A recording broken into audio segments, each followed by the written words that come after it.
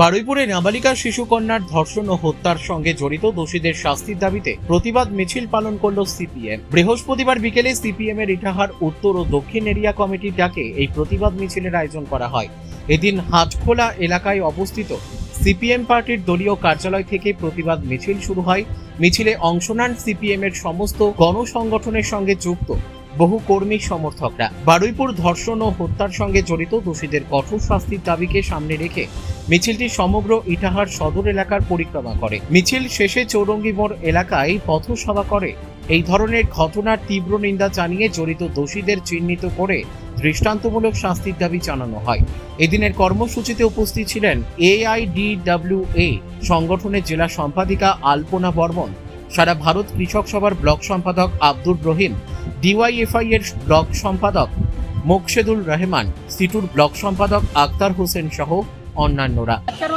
CPM পার্টির বিভিন্ন গণসংগঠনকে নিয়ে আমরা একটা প্রতিবাদ মিছিল করলাম। মূলত বারুইপুরে যে 12 বছরের যে শিশুটিকে নক্করজনকভাবে এবং নৃশংসভাবে ধর্ষণ করার পরে যে খুন করা হয়েছে তার প্রতিবাদে আজকে আমরা বিভিন্ন সংগঠনগুলো অর্থাৎ সিপিএম পার্টির যে সংগঠন সেগুলো নিয়ে প্রতিবাদ মিছিল করলাম। আমাদের দাবি ছিল তার ন্যায্য বিচার করতে হবে, দোষীদের ধরতে হবে এবং আর যে সমস্ত ধর্ষণ হচ্ছে সেগুলো যাতে রাজ্যে না হয় সেই বিষয়ে সরকারকে পদক্ষেপ নিতে হবে এবং সংবিধানের উপর ভিত্তি করে চলতে হবে। তাই আমরা চাইছি মানুষের কর্মসংস্থান হয়, কাজের অধিকার প্রতিষ্ঠিত হোক, প্রতিটি নারী সুরক্ষা অবস্থা থাকুক, স্কুল, কলেজ, ইউনিভার্সিটি, স্বাস্থ্য বিভাগ, শিক্ষা সমস্ত কিছু ভালোভাবে চলুক এবং যেখানে ঘাটতি আছে সেই ঘাটতিগুলো পূরণ হয়।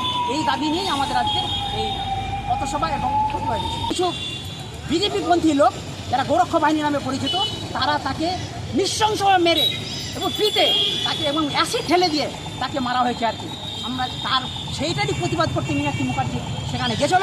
কিন্তু দুর্ভাগ্যের বিষয় এই যারা অন্ধভক্ত, যারা কিছু বোঝে না, যারা সংবিধান জানে না, তারা মীনাক্ষীর মুখের গাড়িতে ডিম ছুড়ে মরে। আমরা তারও প্রতিবাদ করেছি।